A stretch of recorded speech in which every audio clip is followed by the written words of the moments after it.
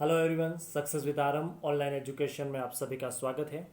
आज का हमारा टॉपिक है हिंदी साहित्य के इतिहास का काल विभाजन। लास्ट लेक्चर में हमने देखा कि हिंदी साहित्य के इतिहास की लेखन की पद्धतियाँ कौन कौन सी होती है, किन किन पद्धतियों के आधार पर इतिहास लेखन को अडॉप्ट किया जाता है और इन चीज़ों को कैसे अपनाया जाता है। आज का हमारा टॉपिक है काल विभाजन पर और इसके नामकरण पर। टॉपिक शुरू करने से पहले मैं आप सभी से हम्बल रिक्वेस्ट करना चाहता हूं कि आपने हमारे यूट्यूब चैनल को सब्सक्राइब नहीं किया है तो इसे ज़रूर सब्सक्राइब करें ताकि आने वाले जितने भी लेक्चर और अपडेट्स होगी वो आपको मिल सके। तो शुरू करते हैं आज का टॉपिक, हिंदी साहित्य के इतिहास का काल विभाजन। हिंदी साहित्य क्यों पढ़ते हैं और हिंदी साहित्य का क्या महत्व है वो लास्ट लेक्चर में आपको समझा चुका हूँ। आज हम समझेंगे इसके कालों का विभाजन कैसे किया जाता है, किस काल को आदिकाल माना जाएगा, किस काल को भक्ति काल माना जाएगा, किस काल को रीतिकाल माना जाएगा और किस काल को आधुनिक माना जाएगा। तो इन सभी को अपनाने के पीछे कुछ आधार प्रस्तुत किए गए थे, कोई बेस थे। ऐसा ही नहीं कि अपनी मर्जी से शुरू कर दिया कि आदिकाल या भक्ति काल, रीतिकाल या फिर आधुनिक काल। इसके पीछे भी एक अलग विज्ञान काम करता है, एक अलग तकनीक काम करती है और अलग अलग सिद्धांत काम करते हैं। तो वो आधार कौन से हैं उनको हम समझने की कोशिश करते हैं। पहला हम देखते हैं प्रवृत्ति के आधार पर काल विभाजन। प्रवृत्ति के आधार पर काल विभाजन। दूसरा हम देखते हैं विकासवादिता के आधार पर काल विभाजन। तीसरा हम देखते हैं सामाजिक व सांस्कृतिक घटनाओं के आधार पर काल विभाजन और प्रधानकर्ता के आधार पर भी काल विभाजन। इन चार मूल रूपों के अंतर्गत हमने इसे आधार माना काल विभाजन के संदर्भ में। अब देखते हैं प्रवृत्ति के आधार पर काल विभाजन में कौन कौन से प्रवृत्ति आएगी, किस तरह के इसमें एक तरह का वातावरण आएगा, उसको समझने की कोशिश करते हैं। तो प्रवृत्ति के आधार पर हमने देखा कि काल विभाजन में संत काव्यधारा आएगी, सूफी काव्यधारा आएगी, भक्ति काल आएगा, रीतिकाल आएगा, छायावाद आएगा और प्रगतिवाद आएगा। ये प्रवृत्ति के आधार पर थे, ये काल विभाजन की प्रवृत्ति थी, राइट। अब विकासवादिता के आधार पर काल विभाजन। तो विकास कैसे हुआ साहित्य का? आदिकाल आया, फिर मध्यकाल आया और आधुनिक काल आया। इस तरह से साहित्य का विकास होता गया। अब देखते हैं सामाजिक व सांस्कृतिक घटनाओं के आधार पर भी काल विभाजन के दर्शाया जा सकता है। जैसे कि स्वच्छंदतावाद, स्वच्छंदतावाद को अंग्रेजी में रोमांटिज्म कहते हैं, ठीक है। एक और इसमें देख सकते हैं कि स्वातंत्रोत्तर काल, जो स्वतंत्रता के बाद का जो काल था, वो साहित्य में किस तरह से परिवर्तन आए, किस तरह से नवीन चेतना साहित्य में जुड़ती गई, नवीन विचारधारा जुड़ती गई। तो ये भी एक काल विभाजन के आधार थे। एक काल विभाजन के रूप में देखते हैं प्रधानकर्ता के आधार पर। मतलब प्रधानकर्ता के आधार पर किसी व्यक्ति के नाम पर ही पूरा साहित्य रचा गया, जिसमें हम देखेंगे कि द्विवेदी युग, भारतेंदु युग, प्रसाद युग, ये सभी प्रधानकर्ता मतलब किसी व्यक्ति विशेष के आधार पर ही एक युग का पूरा सूत्रपात हुआ। जैसे प्रेमचंद युग भी आया था। तो इस तरह से ये चार आधार हमने देखे जिसमें हम साहित्य के काल विभाजन को समझ सकते हैं। अब ये समझना होगा हमें कि काल विभाजन के आधार और क्या हो सकते हैं। ये तो हमने देखे ही हैं जो सिद्धांत के अनुसार है। इसके और आधार क्या हो सकते हैं?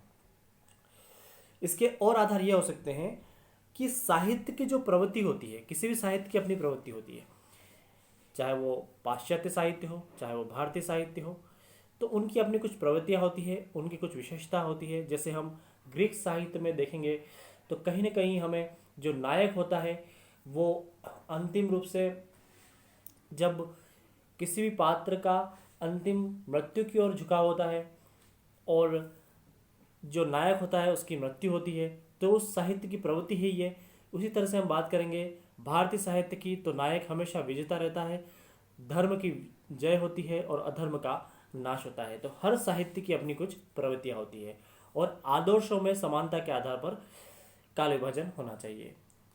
दूसरा हम देखते हैं कि साहित्य के कालों का नामकरण मूल साहित्य की चेतना को आधार बनाकर भी करना चाहिए। तीसरा पॉइंट हम देखते हैं कि कालों का जो सीमांकन है, जो हर काल का एक सीमांकन होता है, कालों का सीमांकन मूल प्रवृत्तियों के आधार पर कैसे शुरू हुआ और कैसे समापन हुआ, उसके अनुसार भी कालों का सीमांकन कर सकते हैं। इस तरह से हमने देखा कि साहित्य को काल के आधार पर कैसे हम अपना सकते हैं और उसका आधार क्या हो सकता है, उसे भी जानने का प्रयास कर रहे हैं।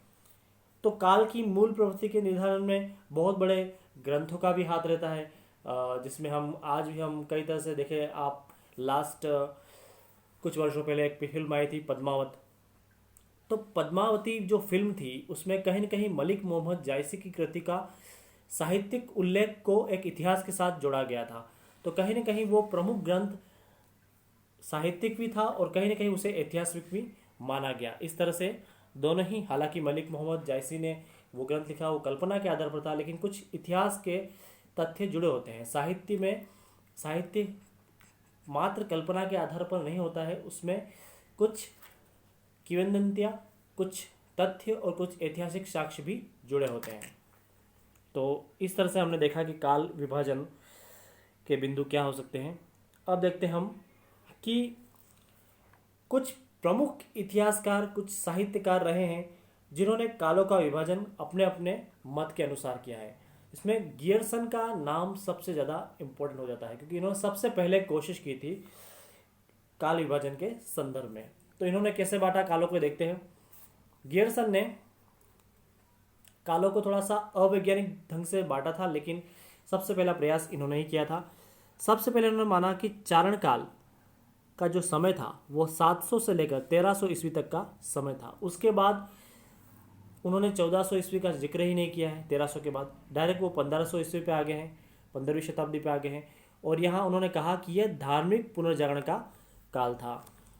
फिर गियर्सन ने इसका अगला चरण माना, जायसी की प्रेम कविता को अगला चरण मान लिया। फिर ब्रज का कृष्ण संप्रदाय, मुगल दरबार, तुलसीदास, रीति काव्य, तुलसी के अन्य परवर्ती, और 18वीं सदी। इसके बाद कंपनी का शासन हिंदुस्तान में क्या था और महारानी विक्टोरिया का शासन कैसा था।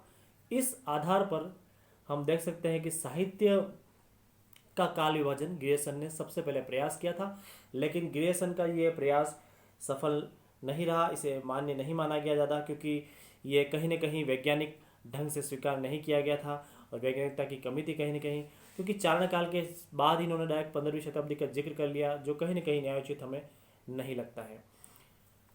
इसके बाद हम देखते हैं अगला काल विभाजन रामचंद्र शुक्ल का। हिंदी साहित्य में शुक्ल जी का जो स्थान है, शायद ही कोई व्यक्ति इतना बड़ा स्थान पा सका है। तो रामचंद्र शुक्ल, आचार्य रामचंद्र शुक्ल ने अपनी किताब हिंदी साहित्य के इतिहास में काल विभाजन को किस तरह से बताया था, उसे हमें इस तरह समझ सकते हैं। यह किताब 1929 में उन्होंने लिखी थी। अभी हालांकि उसमें कई तरह के अलग अलग एडिशंस आ रहे हैं, और उसी आधार पर कई साहित्यकारों ने और भी हिंदी साहित्य को आगे नए आयाम दिए, उसमें कुछ त्रुटियों को ठीक करने की कोशिश की है। लेकिन रामचंद्र शुक्ल का जो साहित्य है वो आज भी एक बहुत बड़ा प्रामाणिक ग्रंथ है हिंदी साहित्य जगत में। तो जानते हैं कि रामचंद्र शुक्ल ने कैसे काल विभाजन किया था। उन्होंने संवत 1050 से 1375 का जो समय था उसे उन्होंने वीरगाथा काल या आदिकाल की संज्ञा दी। इसके बाद पूर्व मध्यकाल आता है, जिसे भक्ति काल भी कहा गया, और इसका जो टाइम पीरियड था वो 1375 से 1700 ईस्वी माना जाता है। इसके बाद उत्तर मध्यकाल या रीतिकाल, जिसका समय 1700 से 1900 ईस्वी माना जाता है संवत के रूप में, और आधुनिक काल जिसका समय 1900 से 1984 माना गया है, इसे गद्धकाल भी कहा गया है। इस तरह से रामचंद्र शुक्ल ने अपनी किताब हिंदी साहित्य के इतिहास में काल विभाजन का जिक्र किया है। इसे जरूर याद रखें, परीक्षाओं में कई बार पूछा जाता है। अब बात करते हैं मिश्र बंधु का काल विभाजन। मिश्र बंधु, इन्होंने एक किताब लिखी थी मिश्र बंधु विनोद। यह किताब बहुत महत्वपूर्ण हुई क्योंकि इस किताब के आधार पर उन्होंने हिंदी साहित्य में तहलका मचा दिया, क्योंकि इनके जो तथ्य थे वो भी वैज्ञानिक रूप से थोड़े जटिल लेकिन कुछ अनसुलझे थे, लेकिन इसमें कुछ दम था। तो मिश्र बंधु ने अपनी पुस्तक मिश्र बंधु विनोद 1913 में काल विभाजन का एक नया प्रयास किया, जो ग्रियर्सन के काल विभाजन से ज़्यादा विकसित माना गया था। तो इनके काल कौन कौन से देखते हैं। प्रारंभिक काल, जिसे पूर्वारंभिक काल कहा गया, यह 700 से 1343 विक्रम संवत के आधार पर माना गया। इसमें और इन्होंने बांटा, देखो, उत्तरारंभिक काल जो 1344 से 1444, माध्यमिक काल इसे पूर्व माध्यमिक काल भी कहा गया। माध्यमिक काल को इन्होंने दो तरह से बांटा, पूर्व और प्रौढ़ माध्यमिक काल। पूर्व माध्यमिक काल जो था वो 1445 से लेकर 1560 तक का समय था, और 1445 से लेकर 1560 तक का समय था। और प्रौढ़ माध्यमिक काल था वो 1561 से लेकर 1680 तक का समय था। इसके बाद अलंकृत काल आता है, और अलंकृत काल को भी दो तरह से बांटा, पूर्वालंकृत काल और उत्तरालंकृत काल। पूर्वालंकृत काल की बात करें तो 1681 से 1790, और उत्तरालंकृत की बात करें तो 1791 से 1889, राइट।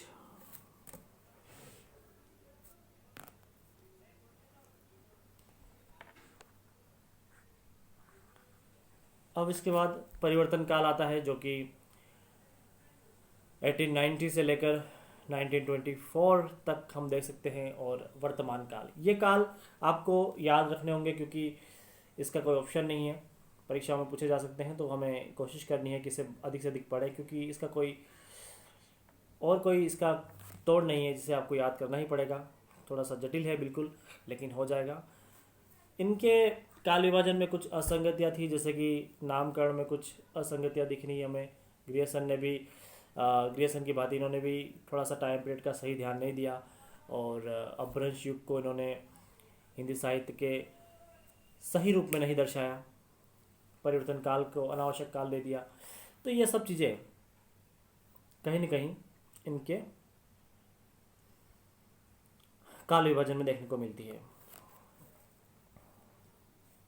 अब देखते हैं राम कुमार वर्मा का काल विभाजन।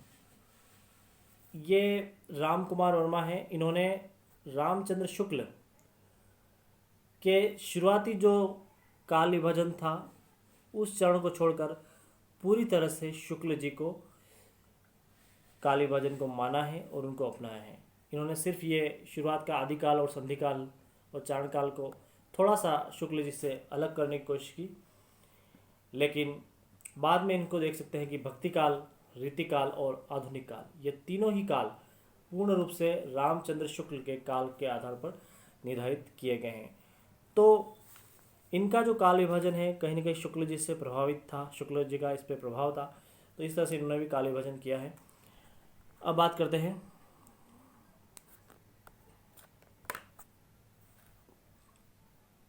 श्री गणपति गुप्त का काल। गणपति चंद्र गुप्त जी ने किताब लिखी हिंदी साहित्य का वैज्ञानिक इतिहास। इस किताब में इन्होंने फिर काल विभाजन किया। कोई भी लेखक था वो अपनी मूल किताबों में ही काल विभाजन को दर्शाता था, क्योंकि वो सर्वमान्य तो थे नहीं, इसलिए अपनी जो अभिव्यक्ति थी और अपने जो वैज्ञानिक तरीका था उस आधार पर ये अपनी ही पुस्तक में कालों का विभाजन कर रहे थे उस समय। तो इन्होंने प्रारंभिक काल या आदिकाल की टाइम 1184 से लेकर 1350 तक लिया। फिर मध्यकाल, जिसमें पूर्व मध्यकाल की बात करें तो 1350 से 1600 तक का समय था। मध्यकाल की बात करें तो मध्यकाल का समय इन्होंने 1600 से 1857 तक माना, और आधुनिक काल को इन्होंने 1857 के बाद से लेकर आज तक का जो समय है उसको उन्होंने आधुनिक काल की संज्ञा दी। अब गणपति चंद्र गुप्त ने शुक्ल जी के काल विभाजन को स्वीकार नहीं किया और हिंदी साहित्य के इतिहास को 3 खंडों में फिर से बांटने की कोशिश की, प्रारंभिक काल, मध्यकाल और आधुनिक काल। अब हम देखते हैं कि इनका जो प्रारंभिक और मध्यकाल था वो फिर 3 प्रकार के काव्यों की रचना को स्वीकार कर रहा था, जिसमें धार्मिक श्रित, धर्म आधारित या धर्म आश्रित काव्य था, लोकाश्रित काव्य था और राज्याश्रित काव्य था। इनको भी इन्होंने अलग अलग तरह के बांटने की कोशिश की। जो धर्माश्रित काव्य था उसको इन्होंने धार्मिक रास काव्य परंपरा माना, फिर संत काव्य परंपरा माना और पौराणिक काव्य परंपरा माना, पौराणिक प्रबंध परंपरा माना और रसिक भक्ति परंपरा माना। फिर इन्होंने लोकाश्रित काव्य को भी फिर से बांटने की कोशिश की, जो मैथिली गीत परंपरा, ऐतिहासिक रास परंपरा, ऐतिहासिक चरित्र काव्य, ऐतिहासिक मुक्तक परंपरा और शास्त्रीय मुक्तक परंपरा, ये सभी इन्होंने फिर से बांटने की कोशिश की। और लोकाश्रित काव्य में फिर इन्होंने 2 परंपरा निकाली, रोमांस काव्य परंपरा जिसको हम स्वच्छंदतावाद कह सकते हैं और स्वच्छंद प्रेम काव्य परंपरा। इस तरह से इन्होंने अपने तर्क, अपनी बुद्धि के आधार पर साहित्य के काल विभाजन को माना। अपनी किताब का वैज्ञानिक ढंग से इन्होंने उल्लेख करने की कोशिश की है। अब हम बात करेंगे जो काल खंड में जो नामकरण हुआ, जैसे आदिकाल, भक्तिकाल, रीतिकाल, तो इन सब नामकरणों में किन किन साहित्य इतिहासकारों ने किस तरह से नाम दिया उसको और ये नामकरण कैसे हुआ, तो ये तथ्यात्मक प्रकृति है, लेकिन परीक्षा में कई बार पूछा जाता है, इसलिए ध्यान रखें। आदिकाल कहने वाले व्यक्तियों में हम बात करें तो हजारी प्रसाद द्विवेदी ने आदिकाल को आदिकाल कहा। वीरगाथा काल को ये जो काल है इसका उल्लेख आचार्य रामचंद्र शुक्ल कहते हैं कि वीरगाथा काल। चारण काल डॉक्टर राम कुमार वर्मा के अनुसार। बीज वपन काल, जिसे हम महावीर प्रसाद द्विवेदी के द्वारा आदिकाल को बीज वपन काल कहा गया। राहुल सांकृत्यायन ने आदिकाल को सिद्ध सामंत युग कहा। मिश्र बंधु ने आदिकाल को आरंभिक काल कहा। डॉक्टर गणपति चंद्र गुप्त ने आदिकाल को प्रारंभिक काल कहा। अब भक्ति काल में भी अलग अलग नाम लिए गए भक्ति काल के, जैसे हम देख सकते हैं कि भक्ति काल को मिश्र बंधु ने माध्यमिक काल कहा और जो रामचंद्र शुक्ल हैं और डॉक्टर राम कुमार वर्मा हैं, इन्होंने भक्ति काल को भक्ति काल की संज्ञा दी और डॉक्टर गणपति चंद्र गुप्त ने पूर्व मध्यकाल की संज्ञा दी। रीतिकाल को मिश्र बंधु ने अलंकृत काल कहा। इस तरह से काल विभाजन हमें देखने को मिलता है। और भी नाम हैं रीतिकाल के, जिसे हम अलग अलग साहित्य इतिहासकारों द्वारा अलग अलग नामों से बुलाया गया है, जिसमें आचार्य रामचंद्र शुक्ल, डॉक्टर राम कुमार वर्मा, हजारी प्रसाद द्विवेदी ने रीतिकाल को रीतिकाल की संज्ञा दी। फिर विश्वनाथ त्रिपाठी ने रीतिकाल को कहा कि यह श्रृंगार काल था और डॉक्टर भगीरथ मिश्र ने रीतिकाल को कला काल कहा। यह तथ्यात्मक प्रकृति है, इसे और कोई तरीका नहीं है, क्योंकि ये वैज्ञानिकों का अपना अपना मानस था कि वो किस काल को किस तरह से बुला रहे थे। साहित्य इतिहासकार एक साहित्य को विज्ञान के रूप में देख रहे थे, वैज्ञानिक तरीके से टटोलने की कोशिश कर रहे थे, इसलिए इनके अलग अलग नाम देने के पीछे भी अलग अलग तर्क थे। अब आधुनिक काल को भी मिश्र बंधु ने वर्तमान काल कहा। रामचंद्र शुक्ल ने आधुनिक काल को गद्यकाल कहा और हजारी प्रसाद द्विवेदी ने आधुनिक काल को आधुनिक काल कहा। तो इस तरह से हम देख रहे हैं कि सभी साहित्य इतिहासकारों, साहित्य विद्वानों में समय को लेकर कहीं न कहीं मतभेद देखने को मिलता है, वैचारिक भिन्नता देखने को मिलती है। तो इस तरह से अलग अलग नामों के पश्चात भी कुछ नाम स्वीकार किए गए। वो कौन से नाम थे उनको हम देख लेते हैं। तो अंत रूप से कुछ स्वीकृति भी बनी जो आज भी हम मान्य मानते हैं। 1000 से लेकर 1350 तक का जो समय था उसे आदिकाल कहा गया। 1350 से लेकर 1650 तक का जो समय था उसे भक्ति काल कहा गया। 1650 से लेकर 1850 तक का जो समय था उसे रीतिकाल कहा गया और 1850 से आज वर्तमान तक का जो समय है वो आधुनिक काल है। इस तरह से कई तरह के मतभेद होने के बाद कुछ पैरामीटर माने गए, कुछ मापदंड माने गए और वो ये थे। तो आज का हमारा लेक्चर ख़त्म हुआ। मैं आपको टेलीग्राम ग्रुप में कुछ प्रैक्टिस क्वेश्चन भेजूंगा जिसे आप सॉल्व करेंगे। ये टॉपिक पूरा हो चुका है जिसमें हिंदी साहित्य के इतिहास की पद्धतियाँ, काल विभाजन और नामकरण। अब अगला हमारा टॉपिक होगा आदिकाल, भक्तिकाल। उसके बाद तमाम कालों को हम पढ़ने की कोशिश करेंगे, लेकिन कल से हम आदिकाल की शुरुआत करेंगे। अधिक से अधिक जुड़े हमसे और इसे शेयर करें। Thank you for watching me.